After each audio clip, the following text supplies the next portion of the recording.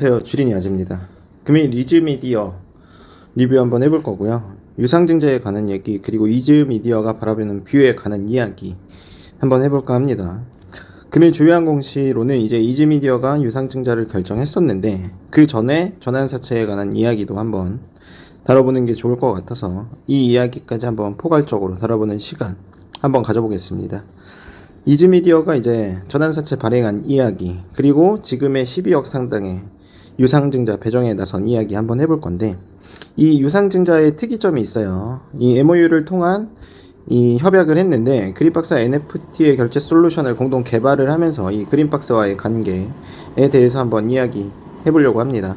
유상증자에 대한 총론적인 것도 한번 보는 게 좋겠죠. 유통 물량, 그리고 주식의 총수, 그리고 당연히 유상증자의 금액 한번 확인해보는 시간 가져보면 좋을 것 같고, 이제 유상증자에 아까 제가 보여드렸던 기사처럼 그 현재의 발행가액에 대한 이야기도 하면 좋을 것 같고, 보호예수도 걸려 있습니다.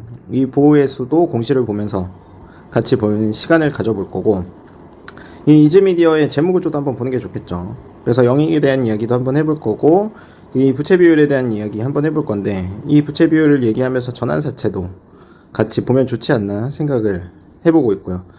그러면 당연히 전환사채에 관한 이야기 안 할 수가 없겠죠. 그리고 주식을 담보로 제공하는 계약 체결, 이거에 대한 대출, 이것도 대출이라고 보시면 됩니다. 이 이즈미디어가 이 상황을 어떻게 타개하려고 하는 것인가에 대한 가정도 한번 다뤄보는 게 좋겠죠.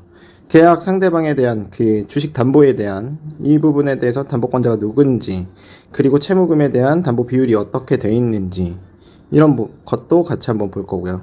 전환사채 이제 볼 건데, 권면 총액에 대한 이야기 하는 게 좋겠죠. 이 권면 총액이 어떻게 쓰일 건지에 대한 것도 같이 보면 좋겠습니다. 그리고 이제 전환사채에 대한 주의할 점, 최저리필 핵심 한도가 500원인 점, 이런 거는 조금 주의해야 된다, 이런 얘기 한번 해볼 거고요. 전환사채가 이번이 3회차예요. 근데 3회차 말고도 그 전에 1회차, 2회차의 권면총액 전환사채가 아직 더 남아있다, 이것도 공시 보면서 한번 얘기를 해보겠습니다.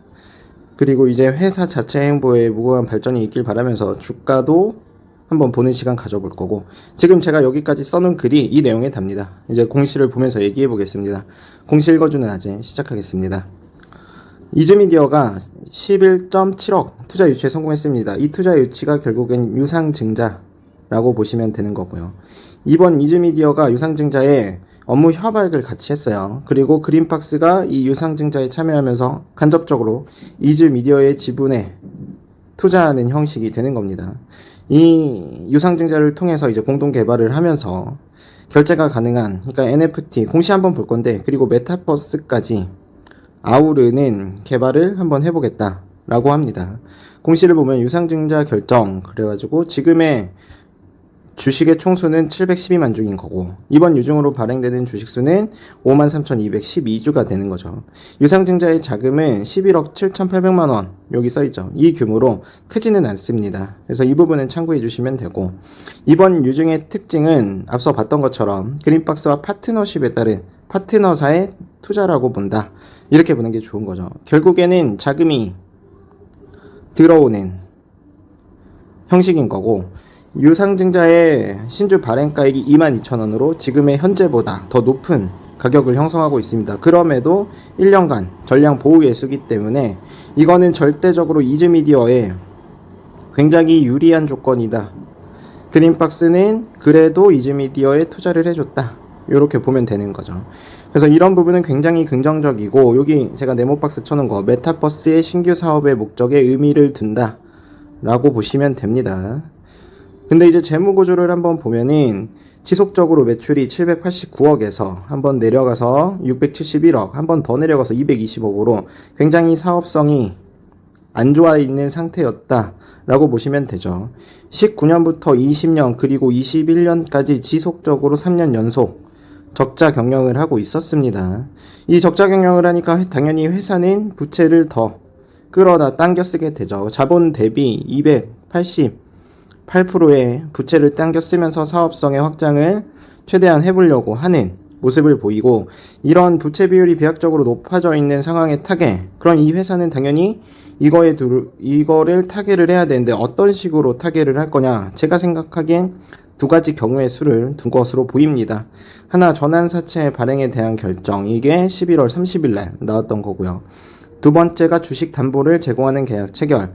여기 12월 3일 날 정정 공시를 보면 그 전에 주식 담보로 돈을 당겨서 썼었고요. 이 두 경우 다 유동성 자금을 확보하기 위해서 돈을 빌려서 쓰는 거기 때문에 이즈미디어는 이거에 대한 상황을 타개하려는 듯하다라고 제가 적어놓은 거고, 이 최대 주주 변경을 수반하는 주식 담보 제공 계약 체결인 돈을 끌어다 쓰기 위해서 주식을 담보로 돈을 빌리는 겁니다. 빌린 총액은 60억 수준으로 그렇게 크지는 않고 담보 설정 금액은 근저당 금액이다 라고 보시면 돼요. 근저당 비율이 140% 정도. 이 돈을 빌려준 회사는 TPA 리테일이라고 여기 써있죠. 이 회사로부터 돈을 빌렸다 라고 보시면 됩니다. 그래서 이런 부분은 참고를 해서 보시는 게 더 좋을 것 같고, 전환사채도 나왔었죠. 죄송합니다. 전환사채가 11월 30일 날 발행 결정을 했습니다. 전환사채의 규모는 잘 안 보이실 수도 있는데 300억 수준이었고요. 이 전환사채의 자금 조달 목적은 시설자금으로 150억, 운영자금으로 50억, 기타 자금으로 100억 수준의 전환사채를 발행을 했습니다. 전환사채 만기일은 뭐 의미 있는 건 아닌데 25년으로 아직 한참 남은 모습을 보이고, 표면 만기 이자율은 각각 1%, 2% 수준입니다. 이 전환사채의 가장 특이한 점이 있는데, 전환사채 가액이 22,000원인 거, 이거는 뭐 나쁘지는 않은데 한 가지 조금 조심해야 되는 거, 리픽싱 최저 조정가액이 500원이다. 액면가까지 조정을 할 수 있다라는 거죠. 이런 건 굉장히 조심해야 됩니다. 여기 주석이 달려있죠. 재무구조 개선, 그리고 시설투자, 자산 매입, 인수 합병 등을 위해서 발행을 하는 경우인데, 이 부분은 최저 한도를 액면금액까지 할 수 있습니다. 그래서 당연히 22,670원보다는 더 낮은 가격으로 리픽싱을 전환사채권자는 하고 싶겠죠. 그럴수록 이득이 훨씬 더 증대할 거니까 주가에 대한 희석이 좀 우려된다라고 저는 생각을 합니다. 겨우 300억 가지고 주가가 떨어지는 거 너무 오버하는 거 아니야 라고 생각할 수 있겠지만, 그래서 전 1회차, 2회차의 전환사채도 한번 다뤄서 볼 겁니다. 분기보고서를 보면 21년 9월 30일 기준으로 아까 그 300억을 제외한 1회차, 2회차에 대한 전환사채를 보는데 335억이 이미 발행되어 있는 상태입니다. 그러면은 전체 전환사채 발행가액은 335억 더하기 이번에 발행하는 300억까지 하면 635억으로 그 규모가 굉장히 큽니다. 만약에 이게 주가의 희석분, 주식 전환이 이뤄지거나 중도 상환이 전혀 없었어요. 만약에 주식 전환이 이루어진다면 주가는 엄청난 희석을, 가치가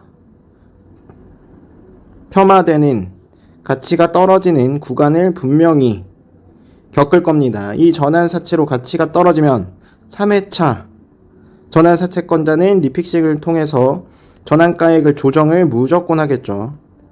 그래서 이런 부분은 알고 이 회사에 대해서 진입에 대한 고민을 해보시는 게 좋습니다.